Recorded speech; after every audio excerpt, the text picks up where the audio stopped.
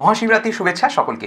বন্ধুরা, মাধ্যমিক 2024 সালে যারা যারা পরীক্ষা দিয়েছিলে, আজকের এই শিবরাত্রি পুজোর দিনে তোমাদের একটা একটা ভালো খবর দিই।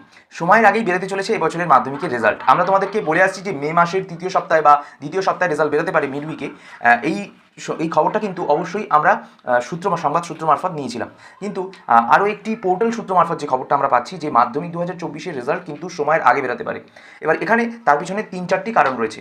এই 3-4টি কারণ শোনার আগে তোমাদেরকে সকলকে বলছি, আজকের এই ভিডিওতে আমি ডেট বলে দেবো, এক্স্যাক্ট ডেট, যে কোন ডেটের মধ্যে থেকে কোন ডেটের মধ্যে মাধ্যমিকের রেজাল্ট বেরোতে পারে। তার জন্য কিন্তু ভিডিওটা পুরো স্কিপ না করে প্রথম থেকে শেষ অবধি দেখতে হবে।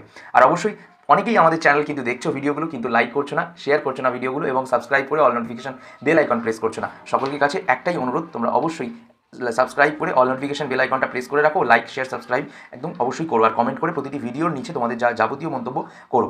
তাহলে কি আমাদের পরবর্তী যে ভিডিওগুলো বানাবো সেটা বানাতে আরও উৎসাহী হবো। বন্ধুরা, সময়ের আগে রেজাল্টের পিছনে 3-4টি কারণ রয়েছে। তার পিছনে প্রথম বড় কারণ হচ্ছে যে ডিজিটাল পদ্ধতিতে এবছর কিন্তু রেজাল্ট তৈরি হচ্ছে এবং নম্বর প্যাটার্ন, মানে নম্বর দেওয়া হচ্ছে। কি কেন?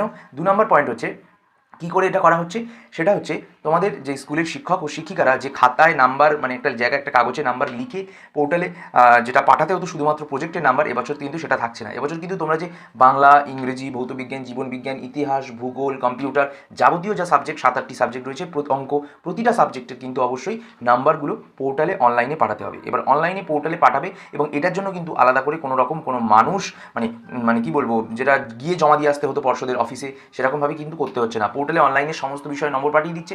4 নম্বর পয়েন্ট হচ্ছে সেটা, মানে কি বলবো, যেরকম ম্যানুয়াল চেকিং হয় ওএমআর শিট, সেরকম হয়, মানে অটোমেটিক্যালি সেটা কিন্তু রেজাল্টে এক্সেলের মাধ্যমে বসিয়ে প্রিন্ট আউট দিয়ে দেওয়া হচ্ছে, অর্থাৎ ডিরেক্টলি মানে রেজাল্ট খুব তাড়াতাড়ি বের করে দেওয়া হচ্ছে আর কি। মানে নম্বরটা চলে যাচ্ছে পোর্টালের মাধ্যমে, পোর্টাল এবার অনলাইন সফটওয়্যার সিস্টেমের মাধ্যমে তোমাদের রেজাল্টটা অটোমেটিক বানানো হয়ে যাচ্ছে। যে যা নাম্বার পেয়েছে সেটা কিন্তু খাতা স্ক্যান করে নাম্বারটা পাঠিয়ে দিচ্ছে তখন কিন্তু সম্পূর্ণটা কিন্তু খাতার প্রুফ সহ যখন পোর্টালে পাঠানো হচ্ছে, খাতার প্রমাণপত্রও থাকছে, তার সাথে সাথে কিন্তু যে নাম্বারটা তোমরা পাচ্ছ সেটা অনলাইনে কিন্তু পোর্টালে অটোমেটিক তোমাদের রেজাল্টের মধ্যে উঠে যাচ্ছে এবং সেই রেজাল্টটা প্রিন্ট হয়ে বেরিয়ে আসছে পর্ষদের থেকে। এবং সেই রেজাল্ট তোমাদের তাহলে তাড়াতাড়ি দিতে সুবিধা হবে অফলাইনে, অনলাইনে কিন্তু তাড়াতাড়ি দিয়ে দেবে।